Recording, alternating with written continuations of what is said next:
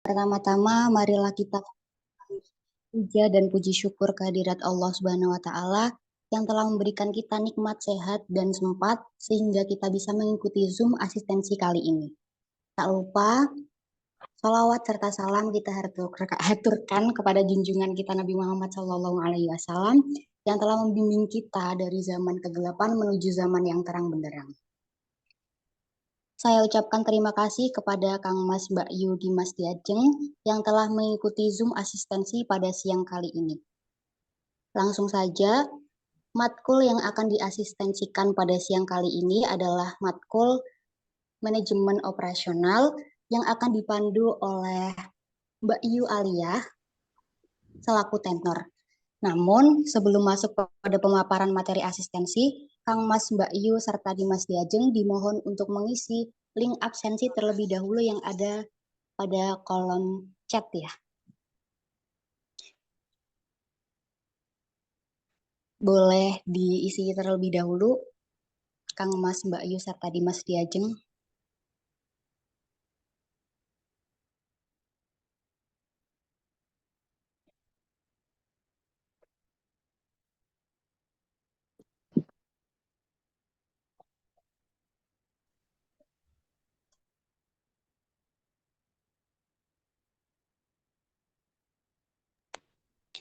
Baik, dirasa Kang Mas Mbak Yu serta Dimas Diajeng sekalian sudah mengisi link absen, langsung saja kita masuk pada pemaparan materi. Untuk Mbak Yu Aliyah, waktu dan tempat saya persilahkan. Halo teman-teman, sebelumnya aku izin share screen terlebih dahulu ya.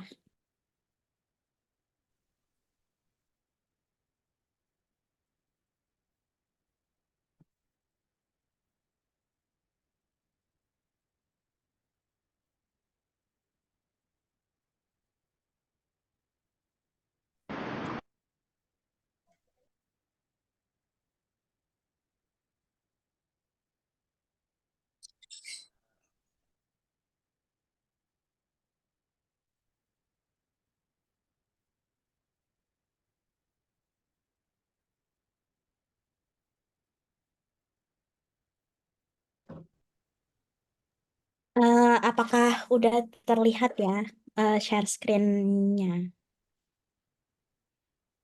Sudah, Mbak. Oke.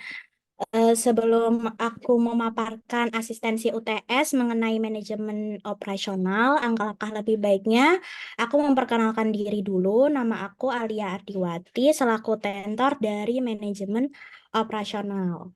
Nah, kita mulai dari soal yang pertama.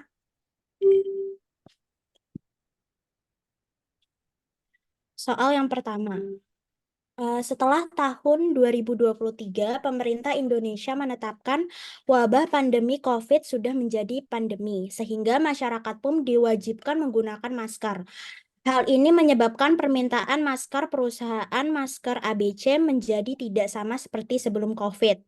Pada perusahaan ABC sudah melakukan investasi besar-besaran. Anda sebagai manajer PPIC untuk memenuhi semua permintaan masker.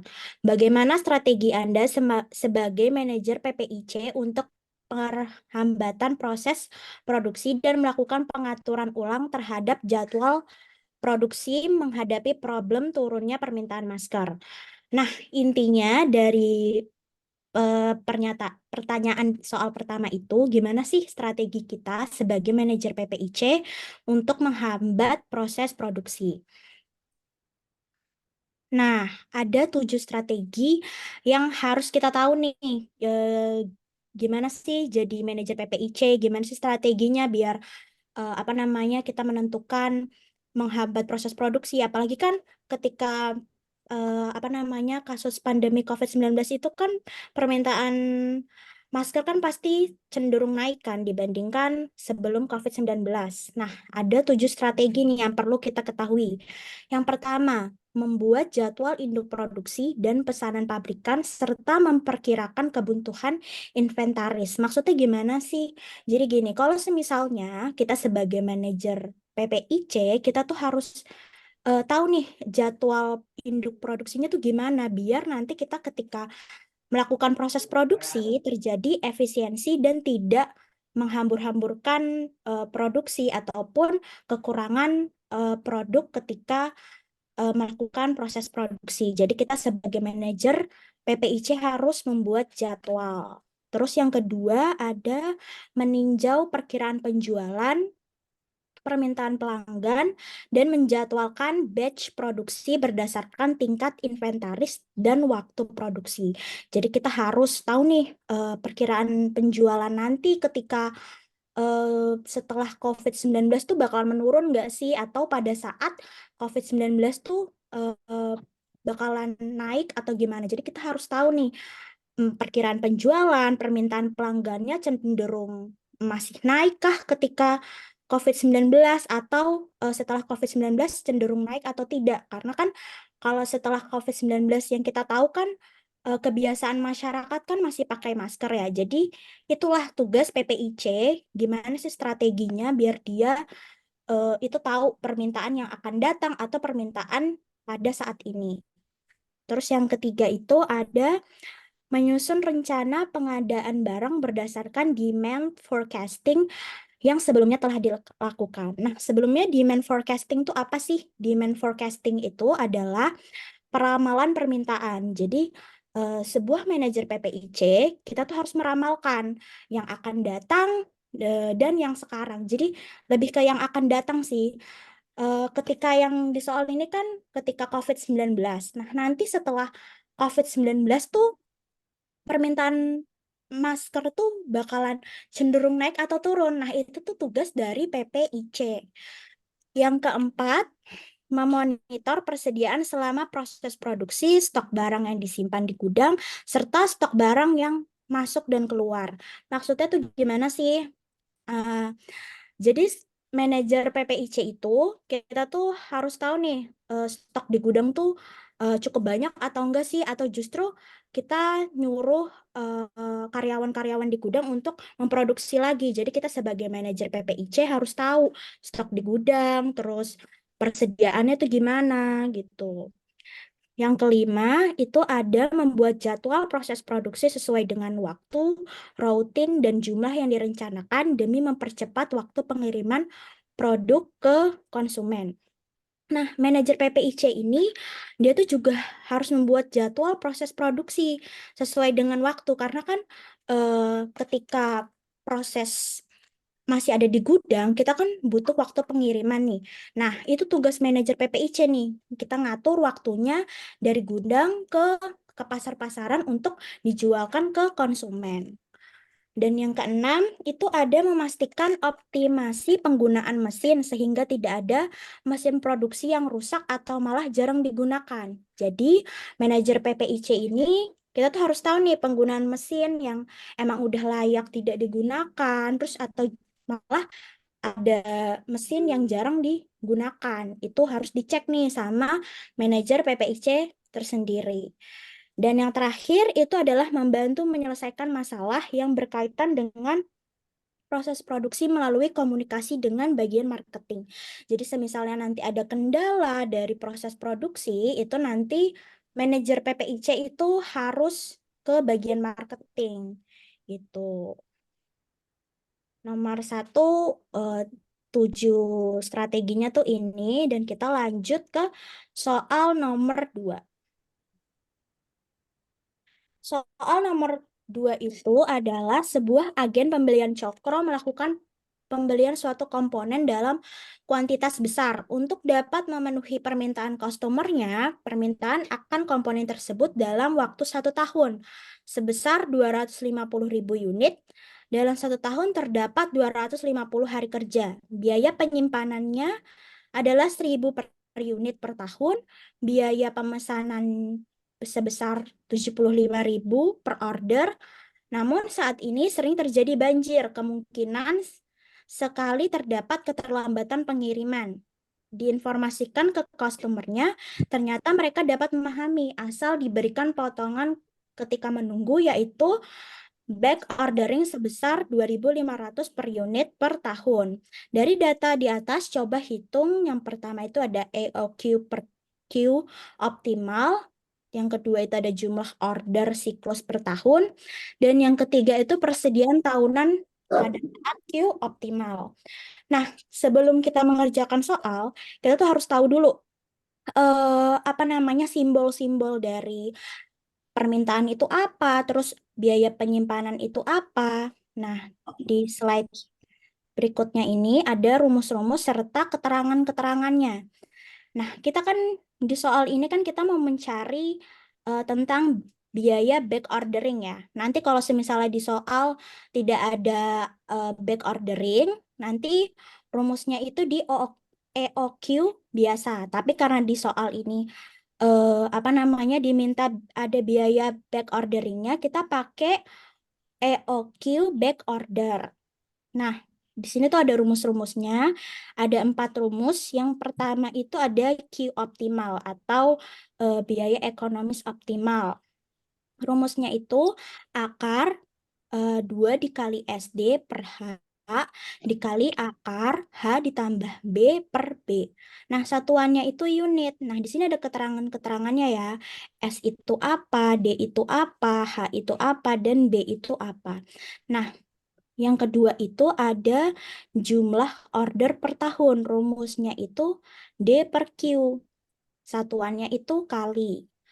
Yang ketiga itu ada jumlah pesanan kembali atau back order Q dikurang I. Nah, karena mencari jumlah pesanan kembali atau back order itu adalah rumusnya Q dikurang I, nah kita harus cari dulu nih I-nya.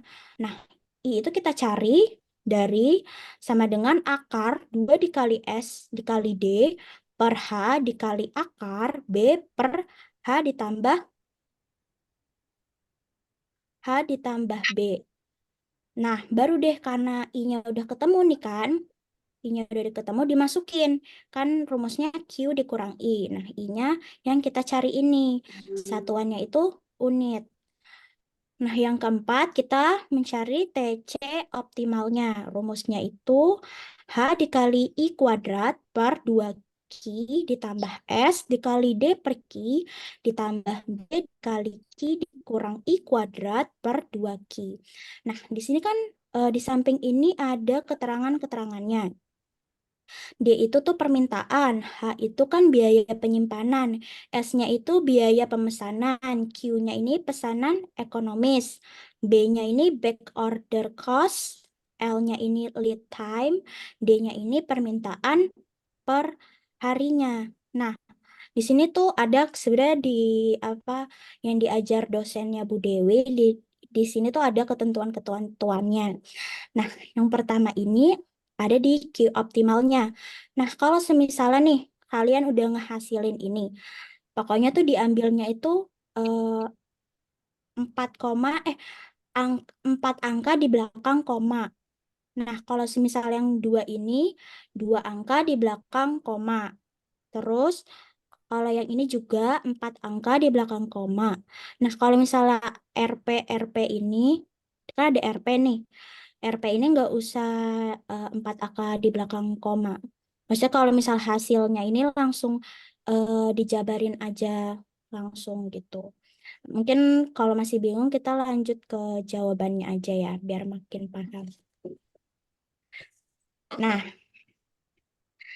dari soal yang ke nomor 2 itu kan kita harus menentukan dulu D-nya itu apa, H-nya itu apa, S-nya itu apa, B-nya itu apa. D tadi apa? Biaya, permintaannya kan, H-nya itu kan tadi di sini biaya penyimpanan. Sedangkan S-nya itu adalah biaya pemesanan dan B-nya itu back order. Nah, di nomor 2 ini kan berarti permintaannya berapa? Permintaannya itu kan berarti 250.000. Terus biaya penyimpanan. Biaya penyimpanan berarti kan tadi H kan 1.000. Terus biaya pemesanan berarti S. S-nya itu berapa? 75.000. Terus B berarti kan back orderingnya kan. Back orderingnya itu 2.500. Nah, Di sini udah diketahui D-nya itu 250.000 unit, H-nya itu 1.000 unit, S-nya itu 75.000, B-nya itu 2.500. Nah, di sini kan ada D kecil. D kecil itu tuh di sini adalah permintaan per hari. Nah, berarti tinggal permintaannya berapa? Permintaannya itu kan 250.000. Nah, harinya tuh dapat dari mana? Harinya itu dapat dari ini. Dalam 1 tahun terdapat 250 hari kerja. Berarti tinggal 250.000 dibagi sama 250. Karena kita mau mencari permintaan per harinya. Berarti tinggal 250.000 dibagi sama 250. Hasilnya itu kan 1.000 unit per hari. Berarti permintaan per harinya itu 1.000. Nah, yang ditanya itu kan EOQ per Q, terus yang B itu jumlah order per tahun, dan yang C itu biaya persediaan tahunan saat Q optimal. Yang A, EOQ per Q optimal. Rumusnya itu kan akar 2 dikali S dikali D per H dikali akar H ditambah B per B. Ini kita masukin aja. 2 dikali S-nya apa? S-nya kan 75.000 kan. Berarti 2 dikali 75.000. D-nya 250.000. Berarti 2 dikali 75.000 dikali 250.000 per H-nya. H-nya kan 1.000. Berarti per 1.000. Dikali H-nya 1.000 ditambah back orderingnya 2.500 per 2.500. Nah, ini dikali dulu nih. Ini dikali terus dibagi. Habis itu baru diakarin.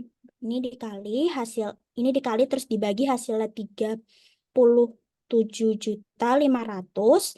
Ini ditambah terus dibagi hasilnya 1,4. Nah, baru kita akarin. Nah, ini nih yang aku bilang, diambil 4 angka di belakang koma. Ini akar 37.500.000. Ini kan ada hasilnya nih. Hasilnya misalnya 6.123,7243 bla bla bla. Sampai panjang. Nah, kita ambil 4 angka di belakang koma aja. Jadinya 6.123,7243 dikali akar dari 1,4. Nah, ini juga 4 angka di belakang koma. Berarti 1,1852. Semisalnya nanti di hasilnya ini 1,1852 bla bla bla, kita ambil dia 4 angka di belakang koma aja. Nah, ini dikali hasilnya 7.245 unit. Nah, ini kan pasti 7.245 unit ini kan pasti ada komanya kan, bla bla bla. Nah, hasil akhirnya nggak boleh ada koma. Jadi ya yang ada komanya itu dihilangkan. Jadinya 7.245 unit. Nah, satuan EOQ-nya tuh diingat. Satuannya itu unit. Nah, lanjut ya ke pertanyaan ke B. Jumlah order per tahun. Nah, rumus jumlah order per tahun itu adalah D per Q. D-nya berapa? Permintaannya berapa? Di sini kan permintaannya ada di 250.000 kan. Nah, terus Q-nya. Q-nya itu yang mana? Q-nya itu yang tadi kita cari. Si Q optimalnya ini. 7.245 unit. Berarti tinggal dibagi. 250.000 dibagi 7.245 sama dengan 34,50 unit. Nah, ini juga nih, kalau semisalnya kita bagi terus hasilnya koma 34,50 bla bla bla, diambil 2 angka di belakang koma. Kalau yang EOQ ini 4 angka, kalau yang di jumlah order per tahun ini 2 angka di belakang koma. Jadi 34,50 unit. Sekarang yang C. Yang C itu adalah jumlah yang dipesan kembali. Tadi rumusnya apa? Rumusnya itu kan Q dikurang I. Q kan udah ketemu nih, 7.245. Nah, I-nya kita cari dulu. I-nya itu pakai rumus yang ini. I sama dengan akar 2 dikali S dikali D per H dikali akar B di, per H tambah B. Nah, ini sebenarnya sama, cuman ininya aja yang dibalik. Kalau yang EOQ ini kan H tambah B per B. Kalau misalnya yang di I itu B per H ditambah B. B-nya yang malah di atas gitu. Tinggal dimasukin. Ini kan sama kan sama yang EOQ rumusnya. Berarti kan sama aja akar 37.500.000 kan. Nah, berarti ini sama aja. Kita masukin 2 dikali 75.000 dikali 250.000 per 1.000 dikali akar 2.500 karena back orderingnya tadi 2.500 ya. Per haknya itu tadi 1.000 terus ditambah sama back ordering 2.500. Nah, hasilnya ini kan akar 37.500 dikali sama 0,7142. Nah, kalau misalnya kalian nanya, ini kok nggak diambil 4 angka di belakang koma? Karena dia belum menentukan hasilnya. Hasil yang kita ambil 4 angka di belakang koma itu kan ketika udah diakarin. Kalau misalnya diakarin, baru diambil 4 angka di belakang koma. Karena ini belum menjadi hasil, karena belum diakarin, jadinya dimasukin semua hasil dari ini. 2.500 ditambah 1.000 ditambah 2.500 ini kan dibagi terus hasilnya segini. Baru diakarin, baru kita ambil 4 angka di belakang koma. Ini juga diambil 4 angka di belakang koma. Jadi kan 6.123,743 dikali 0,7142. Nah, udah dikali nanti misal hasilnya koma, misal nanti hasilnya ini koma, eh, koma yang di belakang itu dihilangkan kalau hasil akhir ya. Setiap hasil akhir, kalau misalnya punya koma, itu komanya itu dihilangkan. Jadinya 4.373 unit. Satuan dari I itu adalah 4.373 unit. Nah, tadi rumusnya apa? Rumusnya itu kan Q dikurang I. Q-nya berapa? Q-nya itu kan 7.245 dikurang sama 4.373. Hasilnya 2.872 unit. Satuannya juga ini unit. Nah, biaya persediaan saat Q optimal atau TC. Kita mau mencari TC-nya dulu. Nah, berarti sama aja TC sama dengan H dikali I kuadrat per 2Q ditambah S dikali D per Q ditambah B Q dikurang ini Q dikurang I ya ini ya. Q dikurang I per 2Q. Ini sebenarnya ada kesalahan sih. Ini harusnya rumusnya yang di sini tadi. Rumusnya ini kan B dikali Q dikurang I kuadrat per 2 dikali Q. Rumusnya yang ini ya, tapi jawabannya sama kok. Jadi hanya tadi kan 1.000 dikali sama I. I-nya kita cari tadi 4.373. Berarti 4.373 kuadrat per 2 dikali Q. Q-nya tadi kan 7.245. Ditambah 75.000 dikali sama D. D-nya itu kan 250.000. Q-nya 7.245. Ditambah B. B-nya itu tadi 2.500. 2.500 dikali sama, ini harusnya dikali 2.500 dulu ya. 2.500 dikali 2.872 kuadrat. Nah, hasilnya ini 1.000 dikali 4.373 kuadrat itu hasilnya 19.123.129 per 2 dikali 7.245 itu hasilnya 14.480 ditambah, nah ini kan 250.000 dibagi sama 7.245. Ini tuh kan hasilnya yang ini kan 250.000 dibagi 7.245 hasilnya 34,50. Berarti 750.000 dikali 34,50 ditambah sama bentar 2872 kuadrat itu hasilnya kan 8.248.384. Nah, ini dikali sama B dulu ya, dikali sama B 2.500. hasilnya itu kan bentar ya. Itu kayaknya harus. Ini tuh dikalikan dulu sama si 2.500.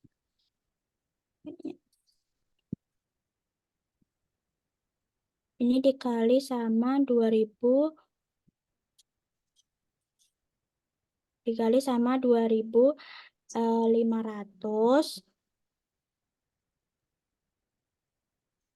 Nah, itu tuh hasilnya nanti dibagi sama 14.490. Hasilnya itu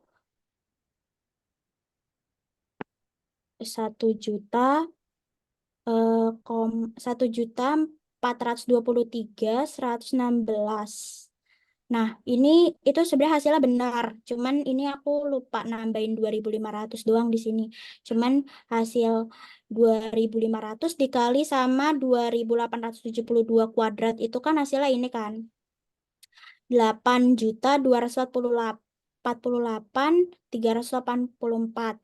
Nah, itu kan dikali sama 2.500. 2.500 itu kan dari B-nya ini kan. Nah, per 14.490 hasil dari 2 dikali 7.245.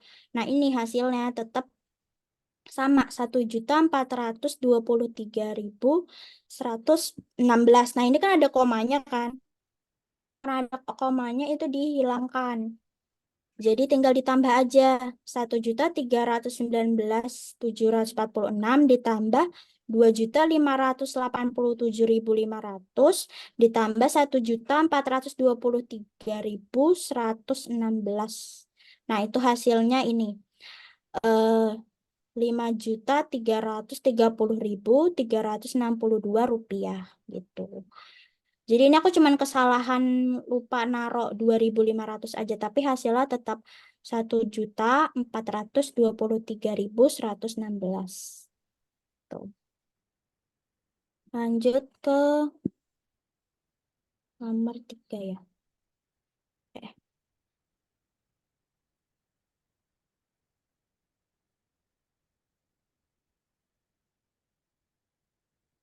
Nomor 3 itu adalah sebuah kontraktor PT Sinar Mulya mempunyai proyek.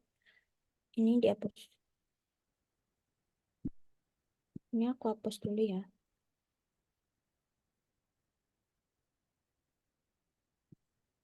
Sebuah kontraktor PT Sinar Mulya mempunyai proyek pembuatan pembatas di Brebes dengan kegiatan dan biaya yang dibutuhkan adalah sebagai berikut. Nah, di sini ada tabel-tabelnya yang bisa kalian lihat. Ada kegiatan A sampai K. Terus di sini juga ada peristiwanya 1, 2 sampai 8, 9. Terus ada waktu normal, ada waktu diperpanjang. Terus juga ada biaya normal dan ada biaya perpanjangan. Nah, biaya tidak langsungnya itu rata-rata adalah 50.000 per minggu. Dari data di atas ditanyakan, yang pertama itu kita gambar diagram networknya dulu, terus tentukan jalur kritis dan total biaya proyek apabila menggunakan waktu dan biaya normal. Yang B, tentukan jalur kritis dan total biaya apabila setiap kegiatan menggunakan waktu dan biaya dipercepat. Yang ketiga itu tentukan waktu penyelesaian proyek paling optimal dengan biaya yang paling rendah.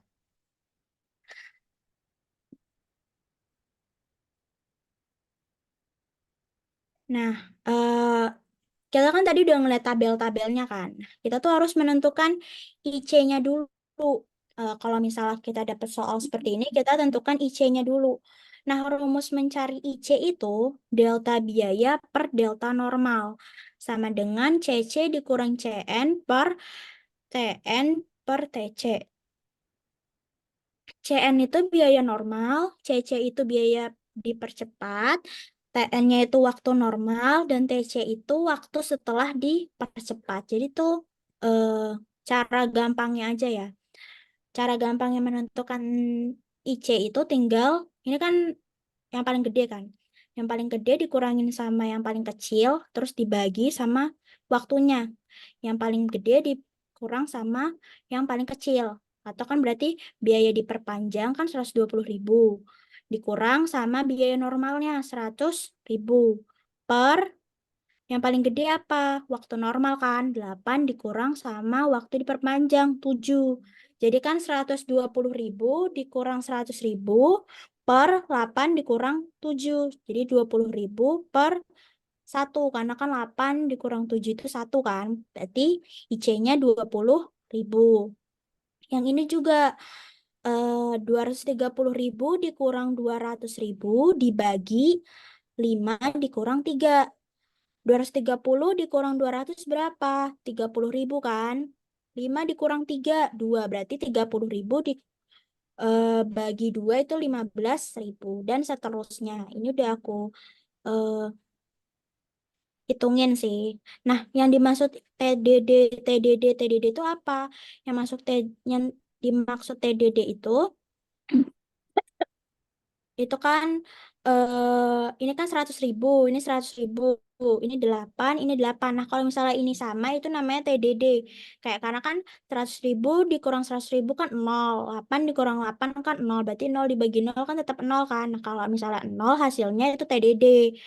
Sama kayak yang ini yang G itu kan 120.000, 120.000. Berarti kan 120.000 dikurang 120.000 kan 0. 7 dikurang 7 itu kan 0. Berarti 0 bagi 0, 0 hasilnya. Pokoknya hasilnya 0 itu adalah TDD. Nah, berarti ini udah aku hitungin IC-nya. Yang A itu 20.000, yang B 15.000, yang C itu TDD, yang D itu 30.000, yang E 50.000, FTDD, TDD 15.000, 35.000, 20.000, dan yang terakhir 30.000. Nah, kalau misal kita udah nentuin IC-nya, kita harus nentuin jalur kritisnya dulu. Cara nentuinnya itu, di sini kan apa namanya, yang di A ini kan kegiatan A itu kan peristiwa 1 ke 2 kan. Berarti tinggal dilihat yang A itu 1 ke 2. Terus yang B, yang B itu kan 1 ke 3. Berarti B-nya ini 1 ke 3. Terus yang C itu kan 2 ke 4. Berarti yang C itu 2 ke 4. Terus yang D itu kan 2 ke 5. Berarti di sini lihat 2 ke 5. Terus yang E itu 3 ke 6. Yang E itu 3 ke 6. Terus yang F itu kan tadi 4 ke 6. Yang G itu 4 ke 7.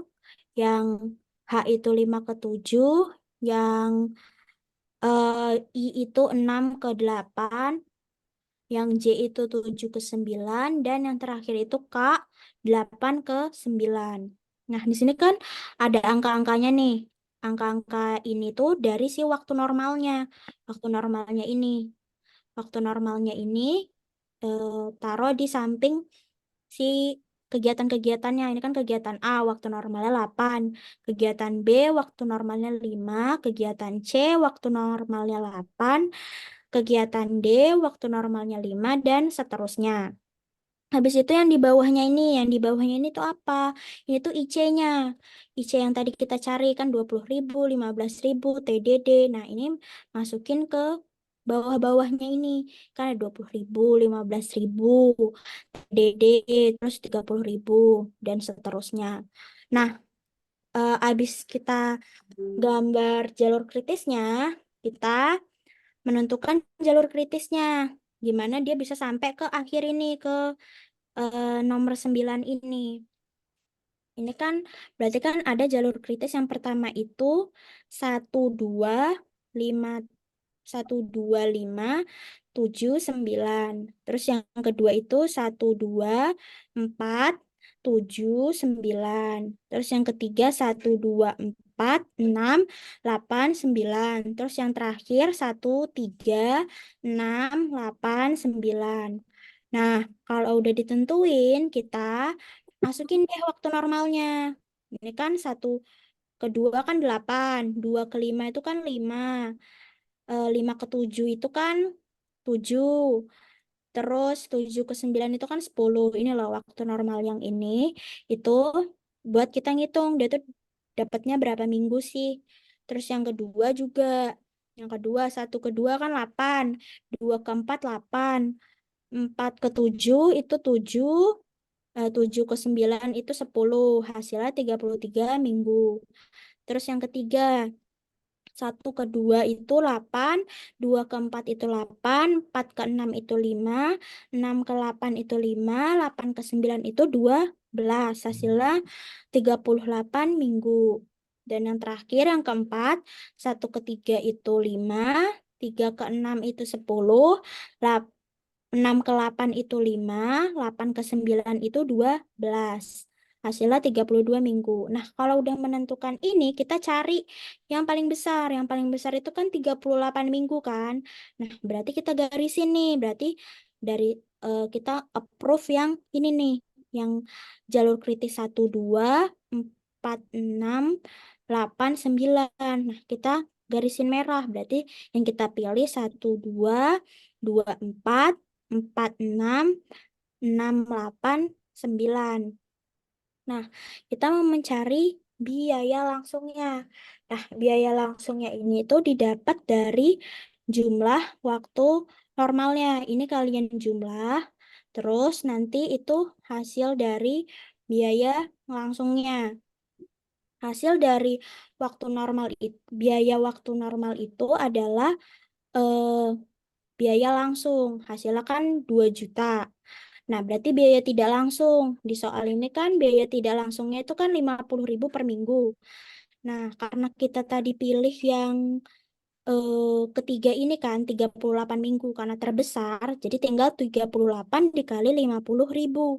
Hasilnya 1.900.000.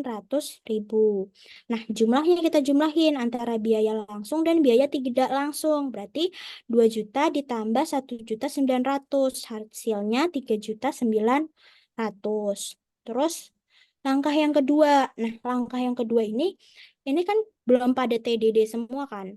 Pokoknya setiap jalur kritis yang kita pilih itu tuh harus TDD semua, harus hasil nol semua. Nah, kita harus nge-TDD-in dari 1 ke 2, 6 ke 8, 8 ke 9. Nah, di sini kan kita kan pilih peristiwa 1, 2, 4, 6, 8, 9. Yang udah di TDD itu kan 24 sama 46 kan. Berarti sisa 1, 2, 6, 8 sama 8, 9. Nah, pilih yang IC-nya terkecil. 1, 2 itu kan 20.000. Terus 68 kan 35.000, 89 kan 30.000. Nah, berarti yang duluan itu yang IC-nya terkecil, 1, 2. Nah, baru deh kita percepatan kegiatan 1, 2. Nah, 1, 2 itu kan waktu normalnya kan 8 minggu kan.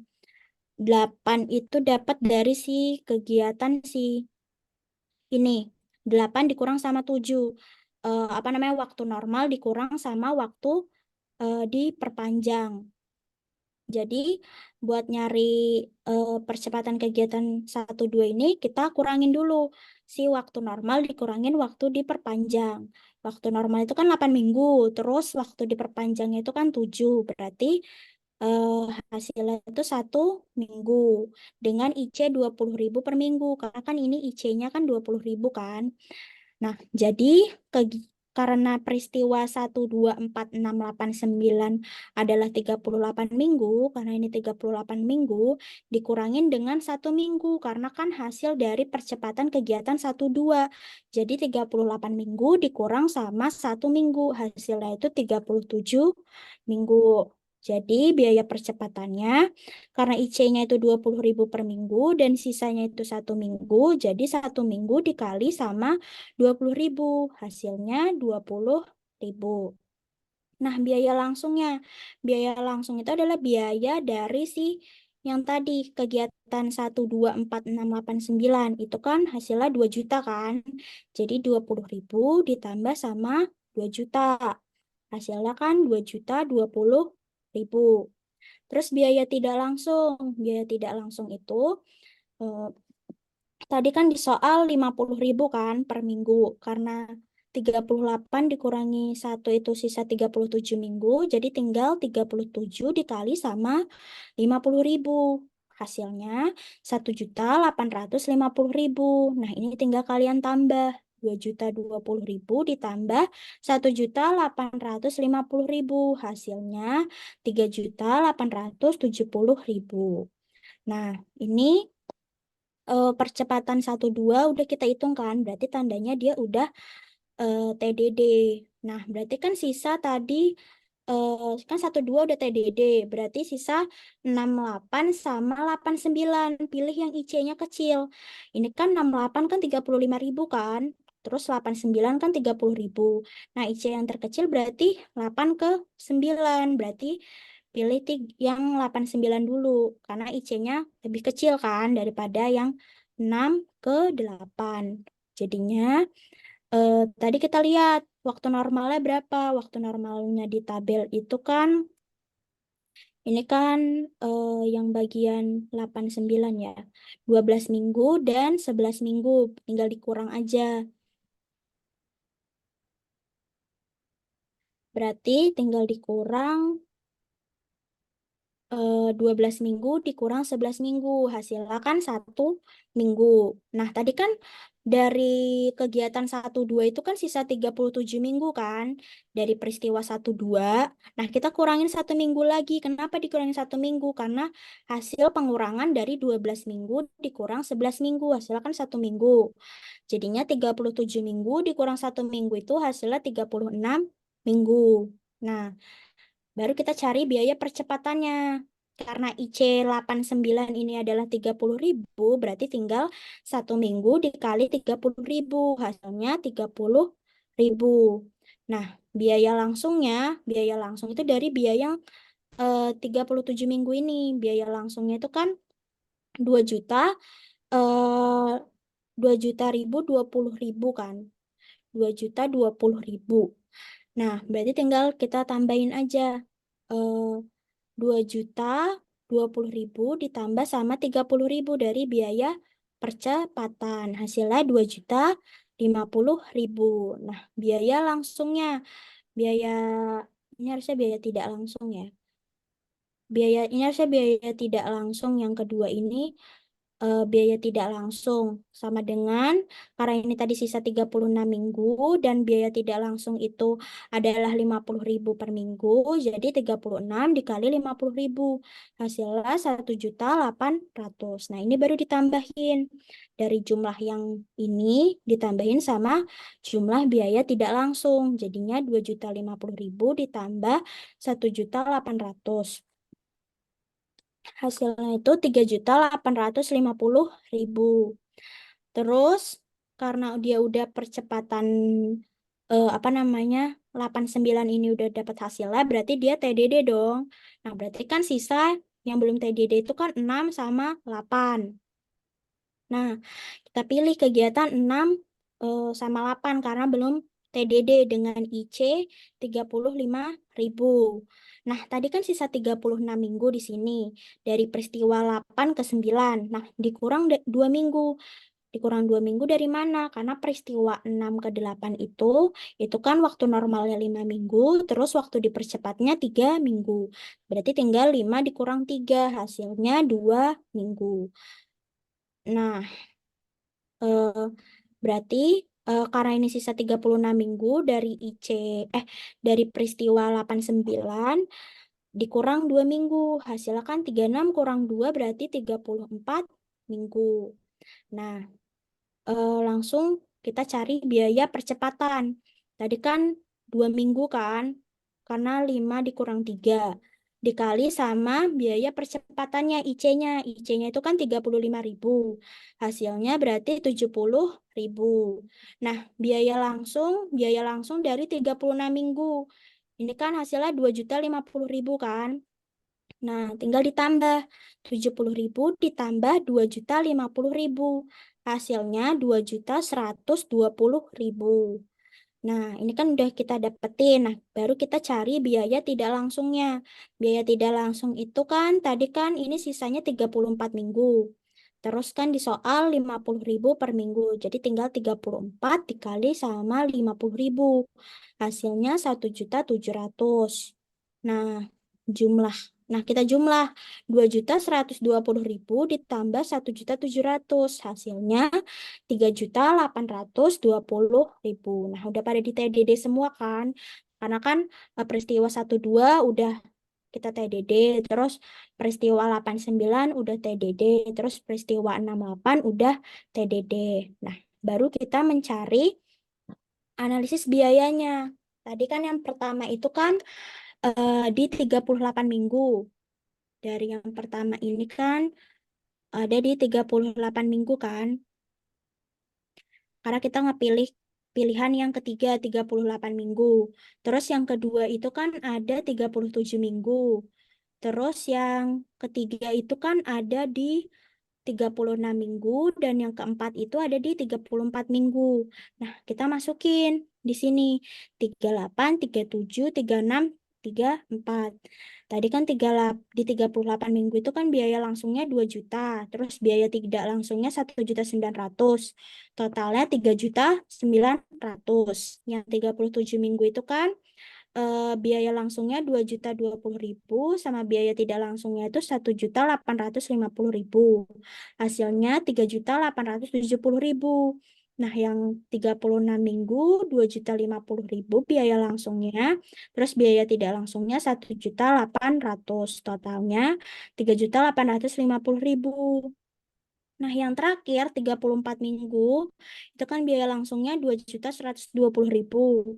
Terus biaya tidak langsungnya 1.700.000. Nah, hasilnya 3.820.000. Nah, kita beri kesimpulan. Hmm, minggu mana sih yang kita pilih? Yang kita pilih adalah minggu ke-34. Kenapa? Karena lihat ya, ini kan dari minggu ke-38 ke minggu ke-37 itu kan dari 3.900.000 ke 870. Berarti kan totalnya 30.000. Terus dari 37 ke 36 itu kan totalnya 20.000. Nah, dari 36 ke 34 itu totalnya itu kan 30.000. Nah, 36 ke 34 itu kan 2 minggu kan. Nah, berarti sama aja per minggunya itu 15.000. Jadi kita pilih yang per minggunya paling kecil. Karena per minggunya ini 15.000, berarti yang kita pilih adalah peristiwa minggu ke-34. Karena biaya yang dikeluarkan itu adalah 15.000 per minggu. Eh, Sekian, terima kasih. Kalau ada yang mau tanya atau kebingungan, bisa langsung eh, raise hand atau via chat.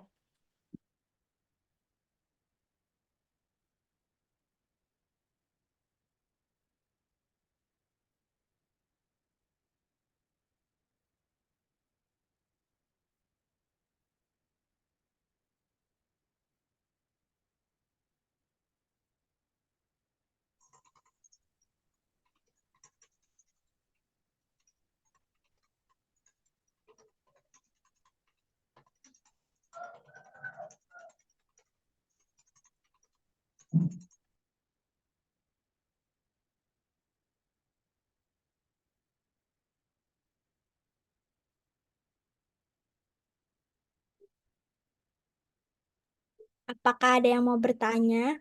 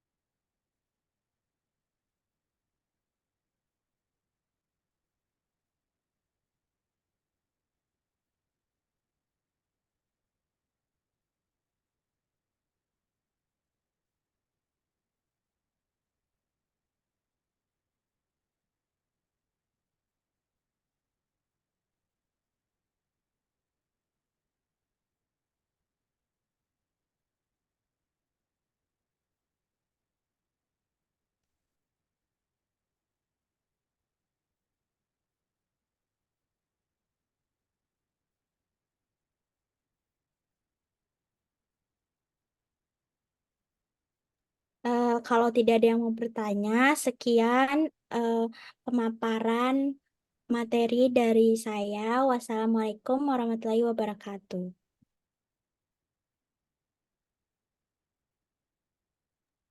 Waalaikumsalam. Baik, mengingatkan kembali untuk Kang Mas dan Mbak Yu bisa untuk mengisi kuesioner yang ada di kolom chat ya. Lalu kepada Mbak Yu Alia, terima kasih telah memaparkan materi ujian yang akan kita pelajari besok, yang sudah kita pelajari kali ini. Lalu reminder buat para partisipan untuk tidak menjadikan asistensi sebagai patokan ujian. Lalu jangan disalahgunakan soal dan jawaban asistensi yang telah kita pelajari kali ini. Wabillahi taufiq wal hidayah. Wassalamualaikum warahmatullahi wabarakatuh.